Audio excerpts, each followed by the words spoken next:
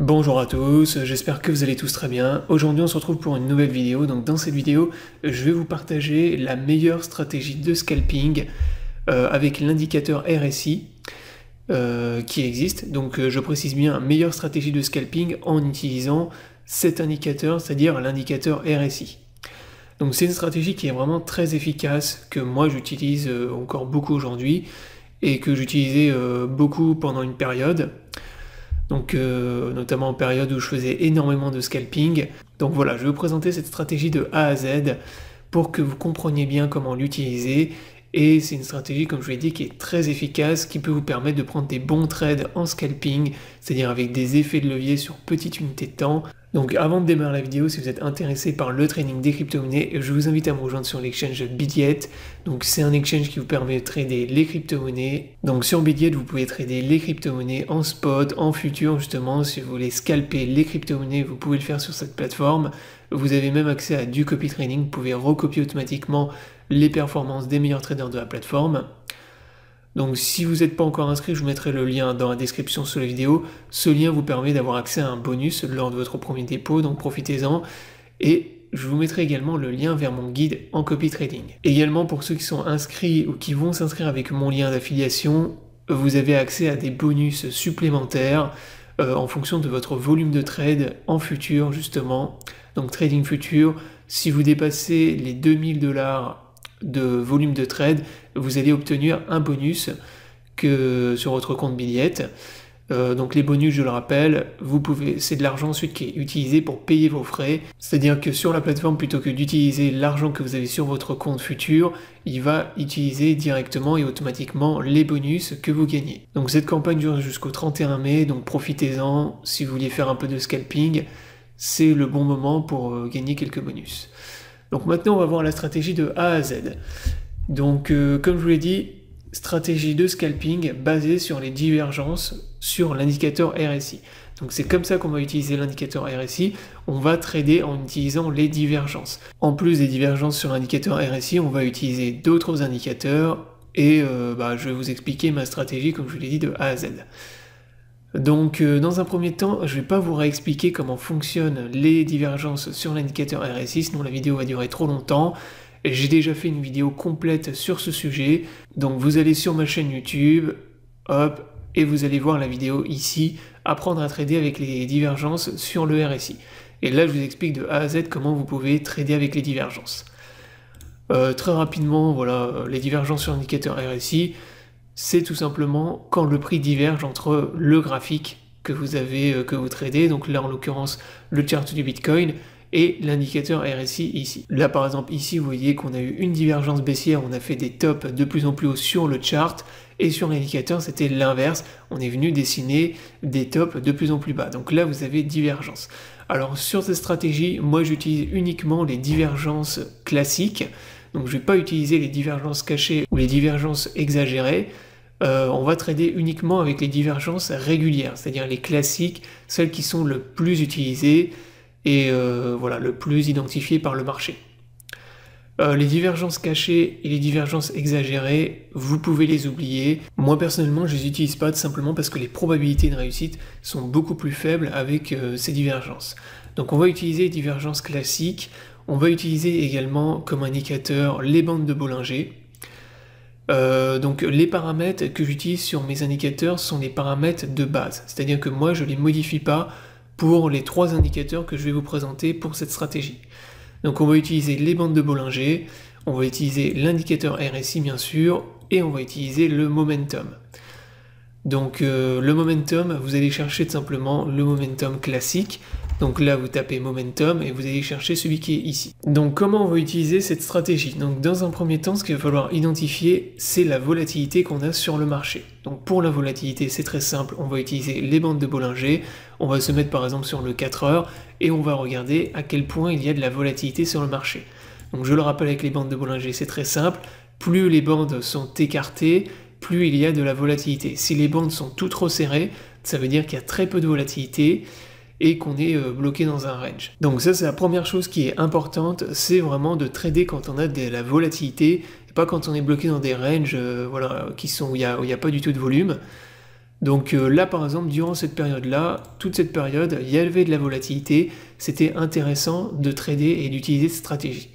Également dans cette stratégie, vous allez essayer le plus possible de trader, en fait de l'utiliser en suivant la tendance. Alors c'est pas forcément évident, parce que là par exemple on voit qu'un coup ça a dump, après ça a pump, c'est reparti bear, c'est reparti bull, etc.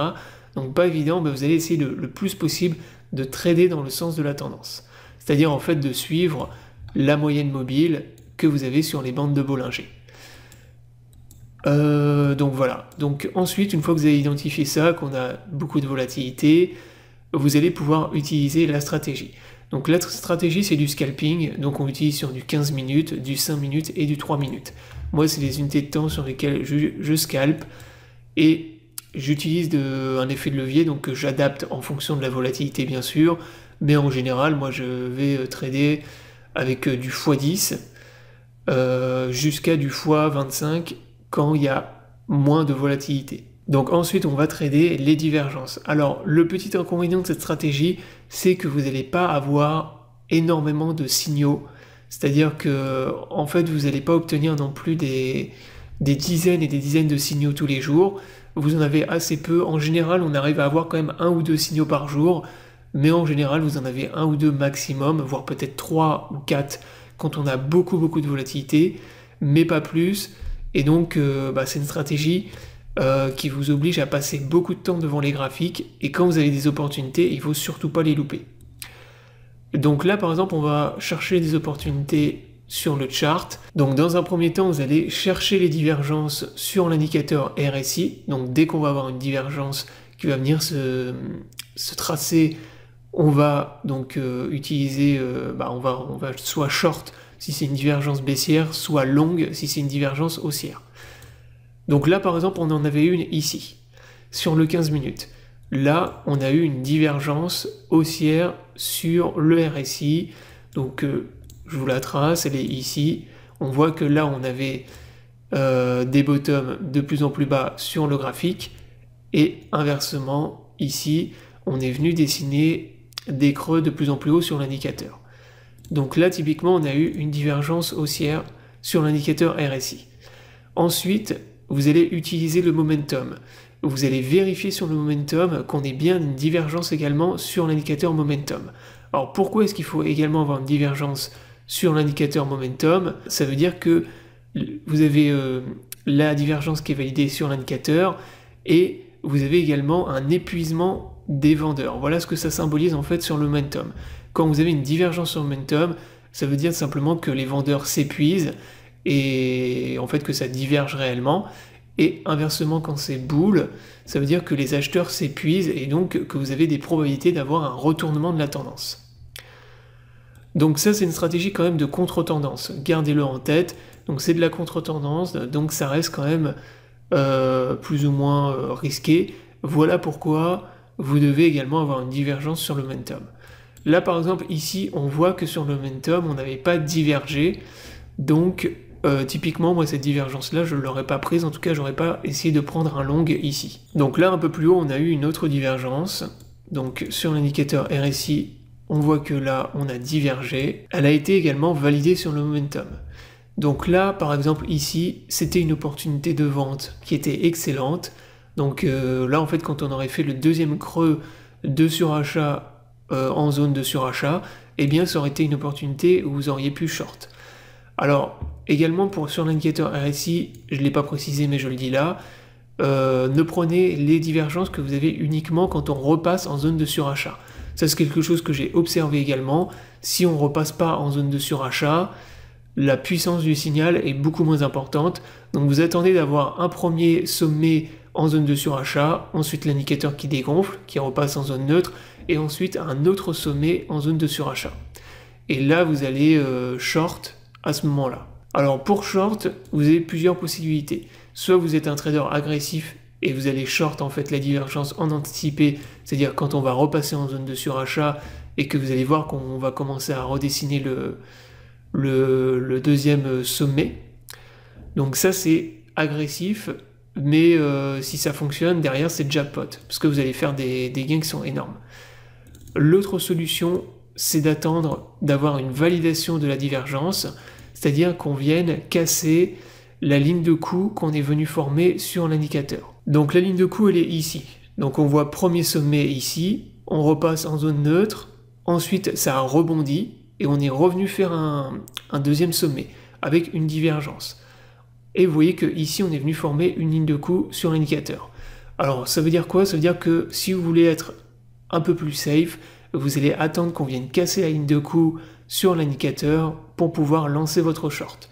C'est-à-dire que là, ici, on est venu rebondir une deuxième fois sur la ligne de coup et on est venu la casser à ce moment-là quand on était ici. Donc là, je vous l'entoure ici sur l'indicateur, on a eu la cassure ici et là, en fait, ça vous aurait donné un signal de vente ici sur le graphique. Donc là, sur le graphique, vous auriez vendu ici, à peu près. Et donc, le stop loss, vous auriez dû mettre un stop loss en théorie au-dessus du dernier sommet qu'on a fait ici. Ensuite, pour prendre votre profit, bah là, vous voyez que derrière, c'est remonté. Donc voilà pourquoi il faut mettre un stop loss au-dessus du dernier top qu'on a fait ici. Au cas où, justement, le prix se retourne et derrière, vous voyez que la tendance s'est retournée. On est reparti dans une tendance baissière. Et derrière, vous auriez pu prendre des TP, des profits beaucoup plus élevés. Alors après, pour prendre votre TP, il y a plusieurs possibilités. Soit vous allez chercher, en fait le plus simple c'est de chercher les gros niveaux de support qui peuvent relancer la tendance sur le marché. Donc là en gros vous allez devoir chercher les supports que vous avez sur le graphique. Donc très clairement là par exemple on voyait que ici on avait une zone de support. Toute cette zone là en fait c'était du support. Donc ici c'est une zone qui aurait pu relancer les boules. Donc ça peut être intéressant, ou bien ça peut être une autre solution, ça peut être de chercher les divergences bullish que vous avez sur plus petite UT. Par exemple, si vous voyez que vous avez une divergence bull qui commence à apparaître sur du 3 minutes ou du 5 minutes, bah là vous allez commencer à TP, parce que ça veut dire que potentiellement vous pouvez avoir un retournement de la tendance, au moins à court terme, sur le chart. Donc ça c'est la première solution. La deuxième solution, comme je vous l'ai dit, pour les traders agressifs, ça va être de trader en anticipé. Quand les divergences sont vraiment très très propres, moi c'est ce que je fais. Et là par exemple ici, on n'aurait pas short ici, mais plutôt on aurait short lorsqu'on serait revenu passer en zone neutre sur l'indicateur RSI. C'est-à-dire qu'on aurait short en fait beaucoup plus haut, à peu près au niveau en fait de la candle rouge que vous avez ici. Donc là on aurait short ici, ça nous aurait permis de mettre un stop loss beaucoup moins loin, à peu près ici, et là vous auriez pu TP très facilement beaucoup plus bas et faire des profits qui sont intéressants. Donc là vous voyez que on a eu un retournement à court terme ici, et ensuite plus tard on est revenu chercher la zone de support que j'ai identifiée et que je vous ai tracé ici. Donc voilà en gros comment vous pouvez trader avec cette stratégie. Donc là je vous ai montré un exemple pour une divergence baissière. Je vais vous chercher un exemple maintenant, dernier exemple avec divergence bullish. Donc là vous voyez qu'ici on a une divergence bull, mais pas validée sur le momentum. Donc moi par exemple celle-là, je l'aurais pas tenté, même si malgré par contre, alors que pourtant vous voyez que le trade aurait été gagnant. Mais voilà, c'est une sécurité supplémentaire. Le momentum, on peut le prendre en compte, du coup ça vous fait que vous aurez encore moins de signaux pour trader. Mais voilà, c'est sécuritaire. Alors là, par contre, on en a une très très belle, mais par contre, c'est une divergence bear. Donc on a déjà vu une divergence bear, mais là, vous voyez que divergence sur indicateur RSI, validée sur le momentum. Donc là, typiquement, celle-là, moi, je l'aurais prise pour short le Bitcoin, et vraiment, celle-là, elle est très propre, aussi bien sur l'indicateur RSI que sur le momentum. Alors là, je vous ai trouvé une divergence bullish, alors pas sur le 15 minutes, mais sur le 5 minutes. Sur le 15 minutes, j'en ai pas trouvé. Faut dire que sur le 15 minutes, vous n'avez pas énormément de signaux. Après, n'hésitez pas à chercher, comme je vous l'ai dit, sur du 15 minutes, du 5 minutes, 3 minutes, voire même du 1 minute, si vous voulez vraiment scalp sur toute petite UT. Ça vous permet d'obtenir un plus grand nombre de signaux. Donc là, on en a une qui est très propre, donc divergence bullish sur le 5 minutes. Je vous la trace. Vous voyez que là, on est venu faire des creux de plus en plus bas, et inversement sur l'indicateur, on est venu faire des creux de plus en plus haut. Donc on a bien une divergence haussière sur l'indicateur et qui est validée également sur le momentum. Donc sur le momentum, ça nous montre quoi? Que les vendeurs s'épuisent et qu'on a plus de probabilité d'avoir un retournement de la tendance au moins à court terme. Donc là par exemple si vous scalpez avec du levier x20, bah, vous pouvez facilement le mettre à 50%, 0,50%, votre stop loss.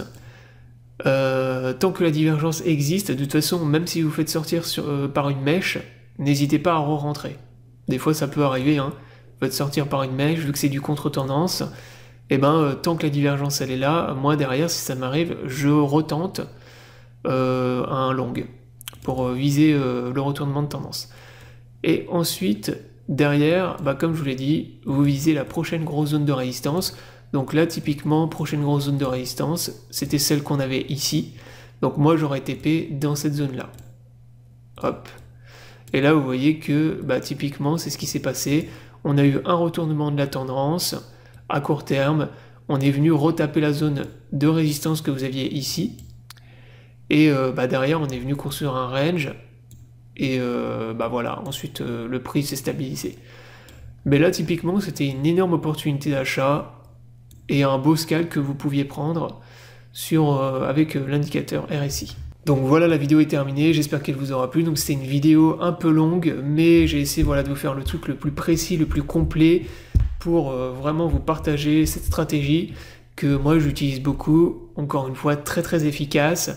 Le seul inconvénient de la stratégie, c'est que vous n'allez pas obtenir énormément de signaux, comme je vous l'ai dit, vous pouvez en avoir 3, 4, en général vous en avez 3 ou 4 maximum par jour, mais très efficace, avec des probabilités de réussite qui sont très élevées, et voilà. Donc j'espère que la vidéo vous aura plu, je vous invite à vous abonner à la chaîne pour ne pas rater la prochaine vidéo, je vous souhaite à tous une bonne journée, et à bientôt pour une prochaine vidéo.